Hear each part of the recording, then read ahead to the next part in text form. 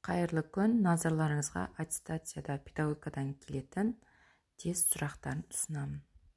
Мұғалімнің оқытудың танымдық әлеуметтік және дамытушы теорияларын оқушыларға қатысты қолдану әдістерін түсіну туралы білімі.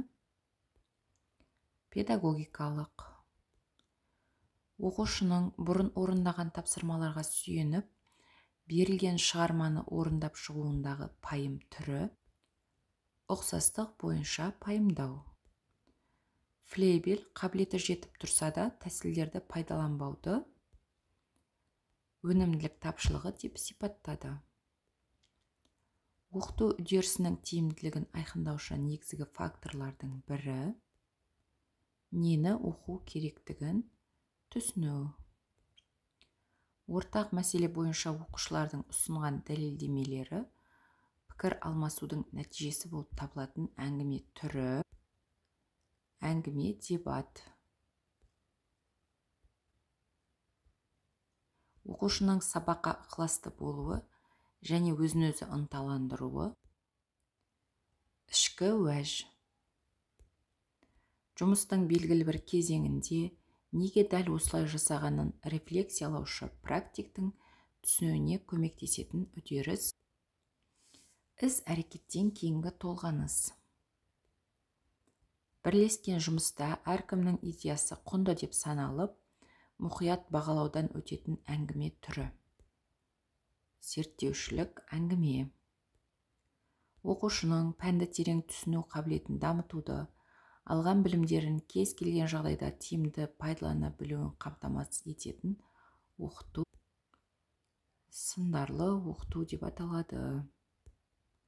Оқушының қызмет белсенділігін қамтамасыз ететін және түсінігін дамытатын маңызды құрал.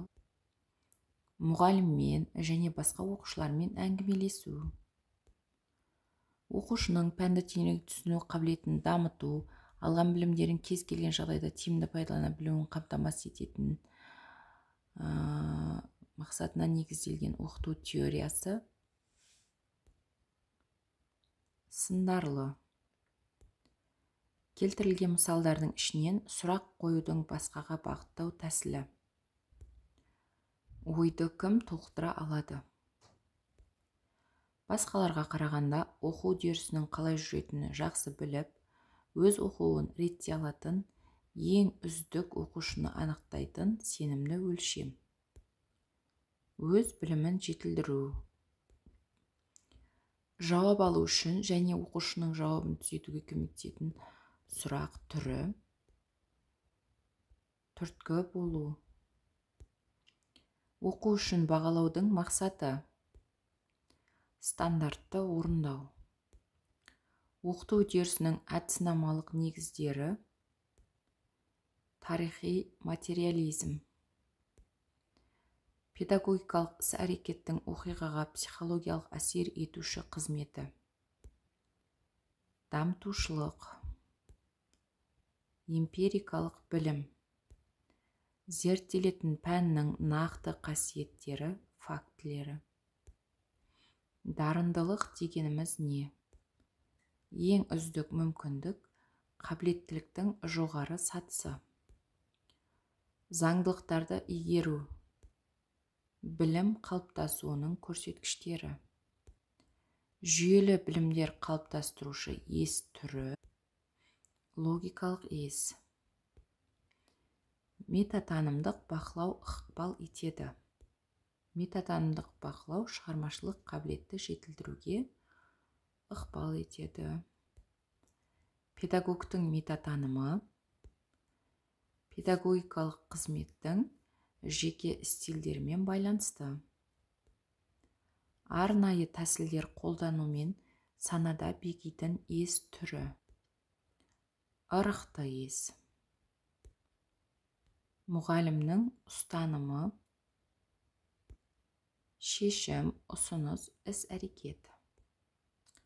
Әңгімелесу негізінде кеңес берудің кең тараған түрі. Әңгіме құру, талқылау.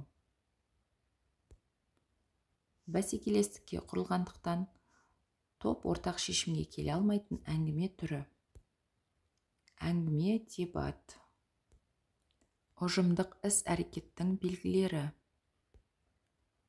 Ұжымның бірыңғай мақсаттың болуы. 17 ғасырдағы тәлімдік мәні зор мәдени мұра. 7 жарғы.